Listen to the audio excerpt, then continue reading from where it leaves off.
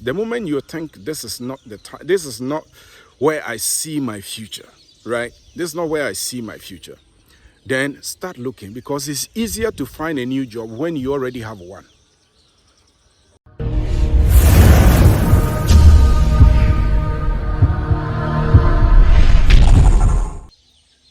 In this episode, I'm going to be talking about when do you know it's time to move on to the next job? Actually, when it is time for you to quit your current job. Awesome. So let's just start it. So basically, that's a question that lingers on most young people's minds, and actually even seasoned professionals as well. Sometimes it's a bit tricky that you don't know precisely when to pull the plug on a job. I would say in the past, maybe 20, 30 years ago, or probably 50 years ago, you say people had jobs for life. So our parents and our grandparents, you hear they worked in a factory for, let's say, 50 years, right? In this day and age, it's very, very rare for that to happen, except, of course, you work for a government or a state institution.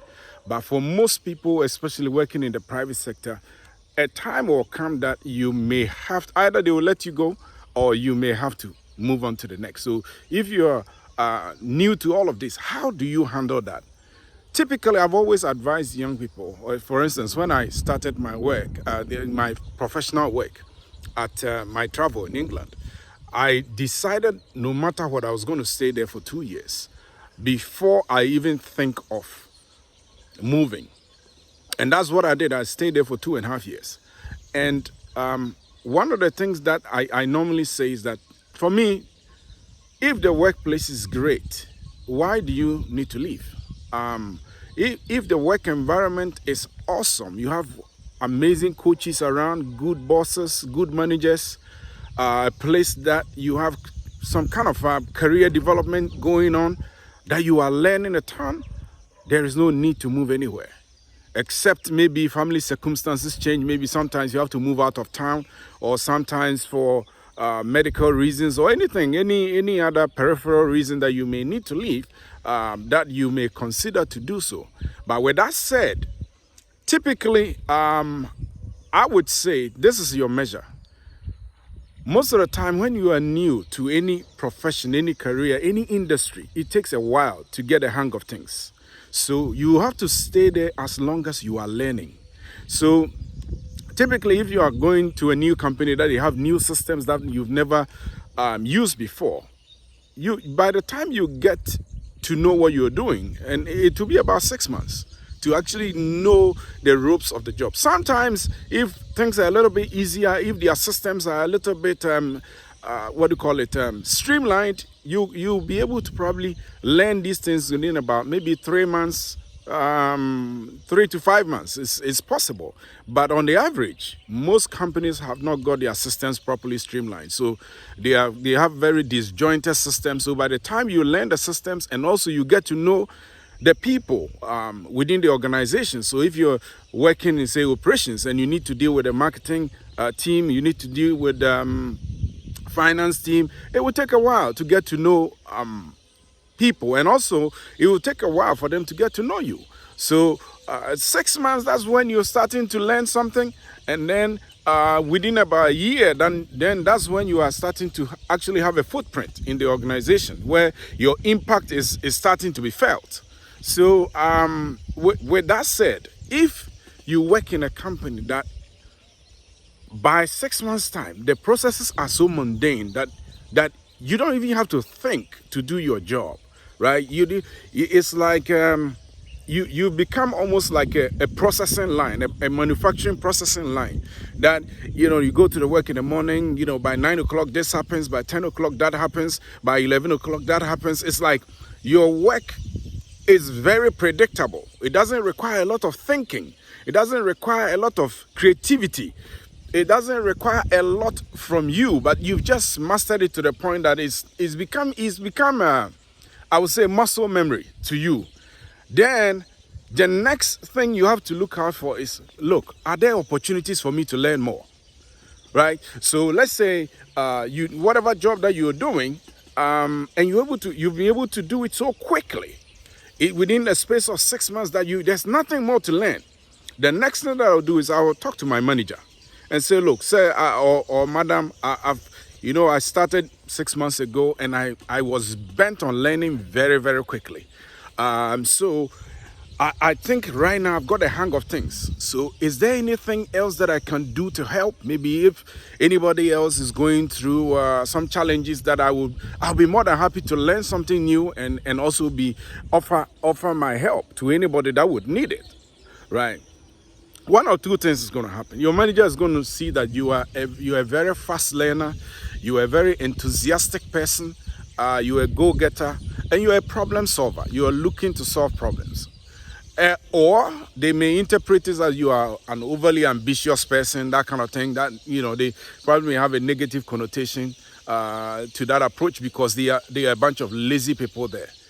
The moment you sense that there are a bunch of lazy people in that organization, it's actually time to move. Or it's time to decide that, look, I need to start looking. And how you go about it is purely simple. And also, sometimes they may not have an immediate opening for you, but they may have very good training programs. For instance, when I worked, almost all the companies that I worked for, except one, had very good training in place. I mean, company-based in-house training available. So I remember when I worked at Medasets and Broadlane before, they were training all the time. So sometimes your role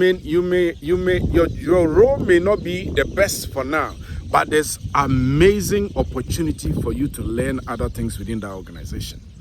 Okay, so you have to take that in mind. Now, once you've made your mind that, look, this is not a place for me to grow my career, I've overstayed my welcome, then obviously the next thing to do is start looking.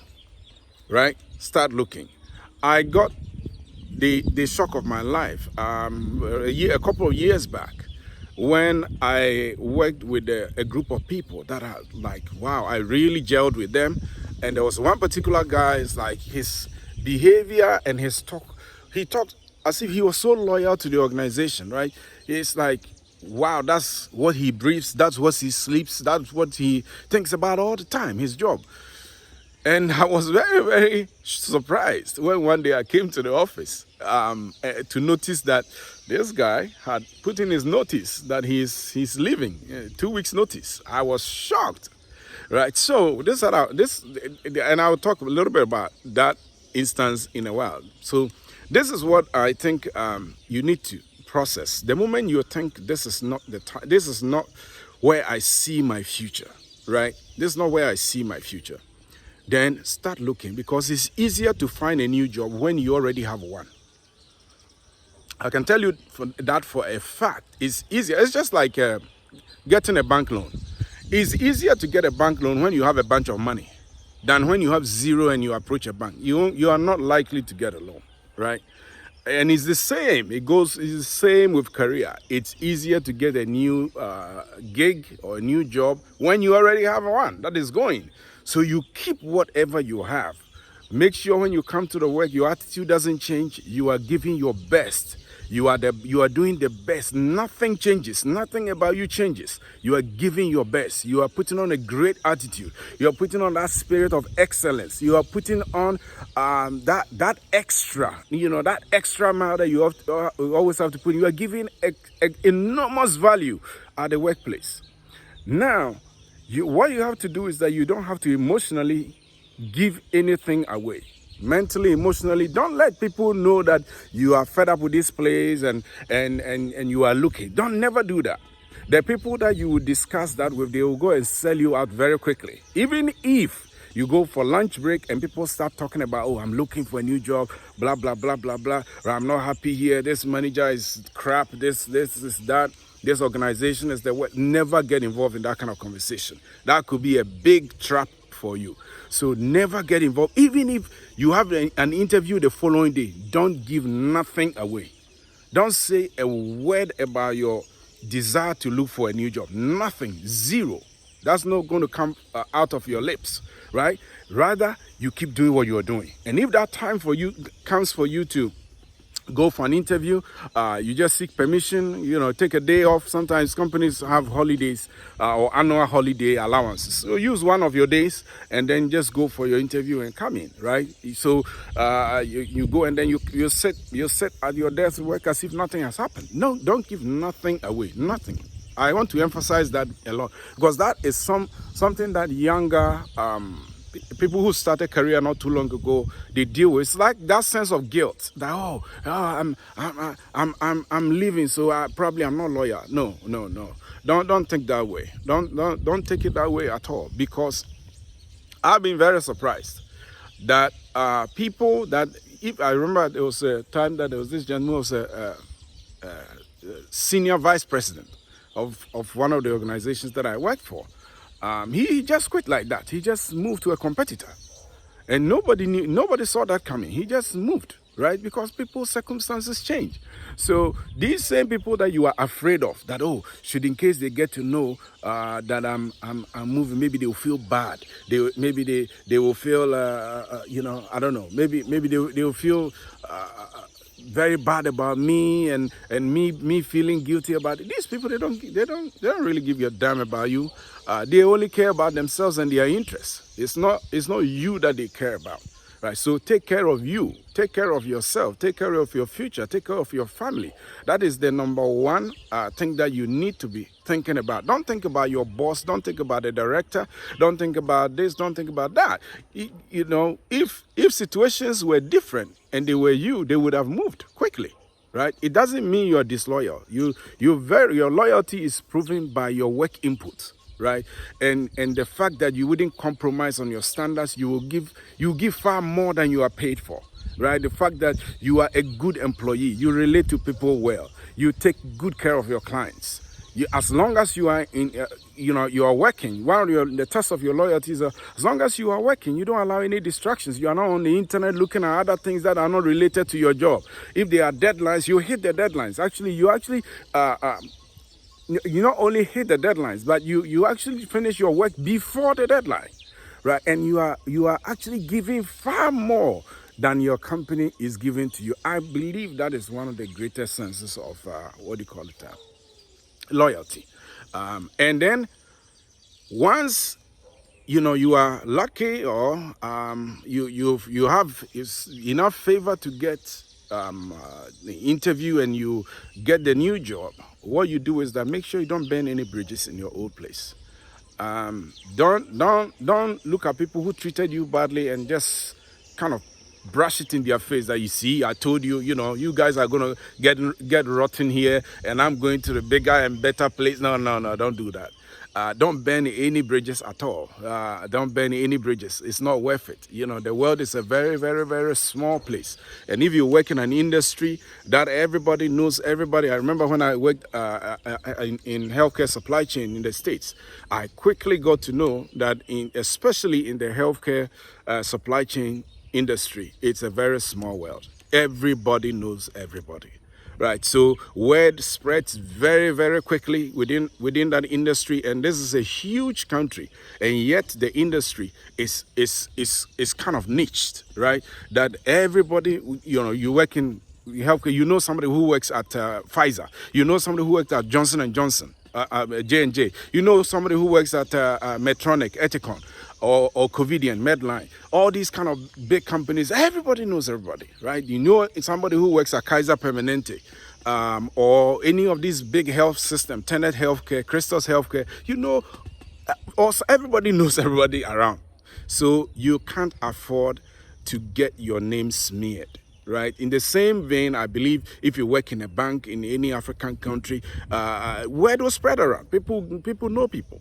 So your job is keep the right attitude. Even when you are living, live gracefully. Live gracefully, live graciously. And when they call you for that exit interview, and you just be honest with them that, look, I felt like I wasn't, maybe your boss might want to know, why are you leaving? And don't feel guilty about it. Tell your boss, be very honest. Boss, I just felt that I got stagnated. and I wanted new challenges. I wanted things that would stretch me. I had gotten used to my position, and it became like muscle memory to me. And remember, I came to you that I needed more responsibility, but at that time, there wasn't any visible new opening or new opportunity that I could latch onto. So I decided that, look, let me, see what I can get to make sure that I don't get stale, number one. And then also I continually drive value to an organization. I don't want to just come in and be like a cog in a machine that is just rolling every day, right? So I got the opportunity to interview with this company, and, and by the look of things, I like what they told me, or I like what I see, that I'm going to be responsible for, let's say, if you are not managing people and the new organization is going to give you like some kind of a managerial position, say, look, now I'm going to be managing 2 people, and I think that would be good for my career. That would be good for my development, to learn about people skills, to develop this aspect of my career, right? If there are new systems that the organization have, say, look, this organization has X, Y, and Z systems that they would want to train me on very, very quickly.